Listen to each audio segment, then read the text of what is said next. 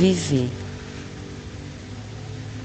Segunda parte do capítulo No Espelho da Morte. A morte no mundo moderno.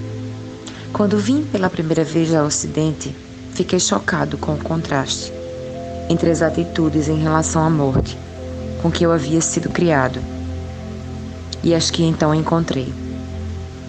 Apesar de todas as suas conquistas tecnológicas, a sociedade ocidental moderna não tem uma compreensão real da morte ou do que acontece durante ou depois dela. Aprendi que as pessoas hoje são ensinadas a negar a morte e a crer que ela nada significa, a não ser aniquilação e perda. Isso quer dizer que a maior parte do mundo vive negando a morte ou aterrorizado por ela. Até falar de morte é considerado mórbido, e muitos acham que fazer uma simples menção a ela pode atraí-la sobre si. Outros olham a morte de modo ingênuo, com uma jovialidade irrefletida, achando que por alguma razão desconhecida vão se sair bem ao passar por ela, não havendo motivo para preocupação. Quando penso neles, lembro-me do que diz um mestre tibetano.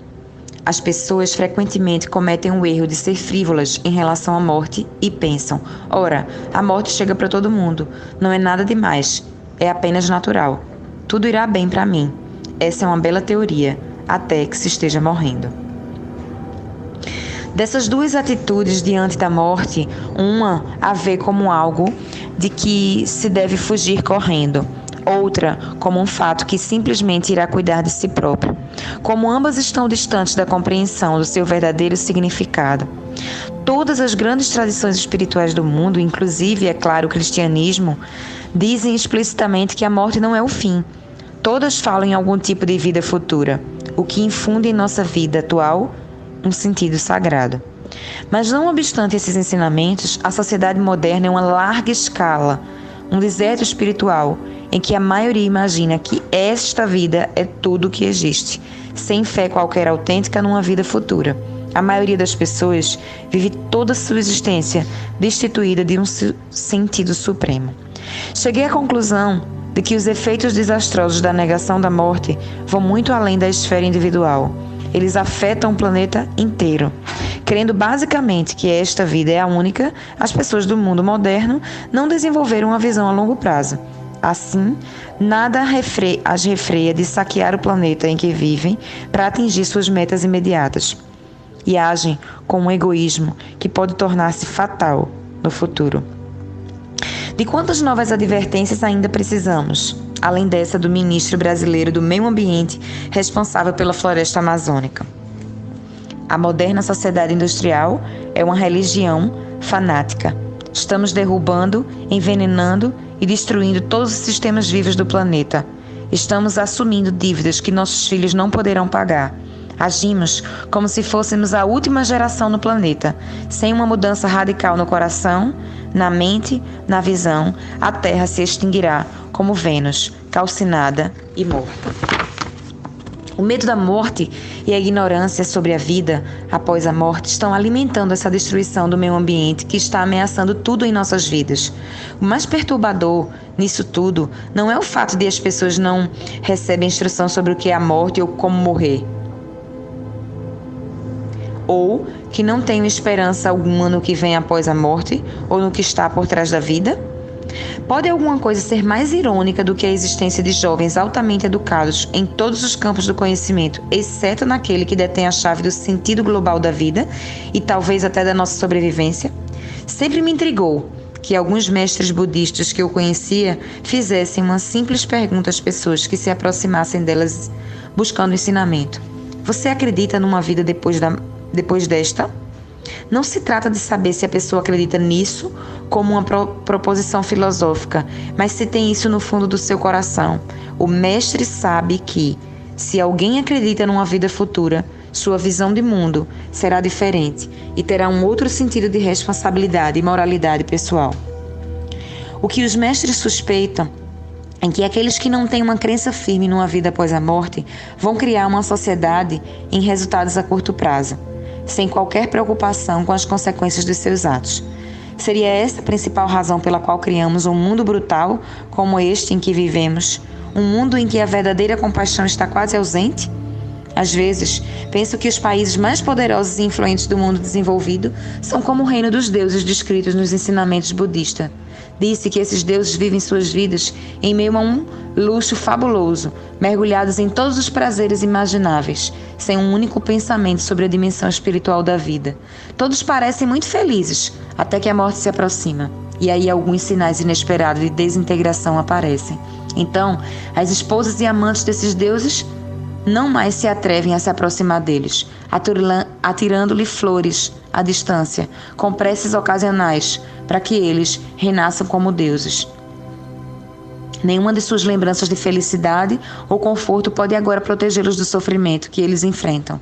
Isso só faz com que fiquem mais desesperados, e de tal modo que esses deuses são deixados para morrerem sozinhos e miseravelmente.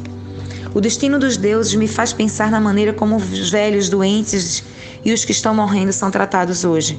Nossa sociedade é obcecada por juventude, sexo e poder, e nós nos esquivamos da velhice e da decadência. Não é terrível que desprezemos as pessoas idosas quando sua vida de trabalho se encerrou e elas já não são mais úteis para nós? Não é perturbador que nós as joguemos em asilos onde morrem solitárias e abandonadas? Não é tempo também de olharmos de um modo diferente a maneira como tratamos os que sofrem de doenças terminais, como o câncer e a AIDS? Conheci um bom número de pessoas que morreram de AIDS e sei como elas foram muitas vezes tratadas como párias até por seus amigos, e como um estigma de doença levou-as ao desespero e fez com que achassem a vida horrível, sentindo que aos olhos do mundo já estavam acabadas. Mesmo quando alguém que conhecemos ou amamos está morrendo, muito frequentemente percebemos que não temos quase nenhuma ideia sobre como ajudar. E quando morre, não nos animamos a pensar no futuro do morto, como seguirá ou como poderemos continuar a ajudá-lo. De fato, toda tentativa de pensar sobre essas coisas corre o risco de ser rejeitada como disparata e ridícula. O que tudo isso nos mostra com uma clareza dolorosa é que agora mais do que nunca estamos precisando de uma mudança fundamental em nossa atitude em relação à morte e aos que estão morrendo. Felizmente, as coisas estão começando a mudar. O Hospice Movement, por exemplo, está fazendo um excelente trabalho. Esse Hospice Movement é uma designação comum na Idade Média para a entidade criada por monges com o propósito de acolher viajantes cansados e doentes. Na Grã-Bretanha e nos Estados Unidos de hoje, nome de serviço de atendimento conhecido como Cicely Saunders e dirigido por enfermeiros para dar conforto, assistir e sedar pacientes terminais ou aqueles para os quais a medicina não tem senão recursos paliativos. Esse serviço, feito em locais especialmente destinados a este fim ou na própria casa do paciente, garante assistência também a hóspedes, a familiares e amigos, e será nesta obra sempre referido pelos vocábulos hospice ou hospice movement, dada a inexistência de instituição equivalente no Brasil. Então, eles estão fazendo um excelente trabalho em oferecer cuidados práticos e psicológicos, mas esses cuidados não bastam. As pessoas que estão morrendo precisam de amor e carinho, porém também precisam de alguma coisa ainda mais profunda. Precisam descobrir um significado real para a morte e para a vida. Sem isso, como podemos dar-lhe conforto definitivo? A ajuda aos que estão morrendo, então, deve incluir a possibilidade de ajuda espiritual, porque só um conhecimento espiritual podemos, de fato, encarar e compreender a morte. Sinto-me encorajado com a abertura que aconteceu com o Ocidente nos últimos anos para o tema da morte e do morrer, graças a pioneiros como Elizabeth Kübler-Ross e Raymond Moody. Olhando profundamente para o modo como cuidamos dos que estão morrendo, eles nos mostraram com amor incondicional, a morte pode se tornar uma experiência pacífica e até transformadora. Estudos científicos dos muitos diferentes aspectos da experiência da morte que se seguiram ao corajoso trabalho deram à humanidade forte e viva esperança de que a vida não acaba com a morte e que, de fato, há uma vida após a vida. Alguns, infelizmente, não entenderam o significado completo dessas revelações sobre a morte e o morrer, indo ao extremo de querer tornar a morte atraente. e cheguei a ouvir falar de casos trágicos em que jovens cometeram suicídios porque acreditam que a morte era bela e uma saída para a depressão de suas vidas.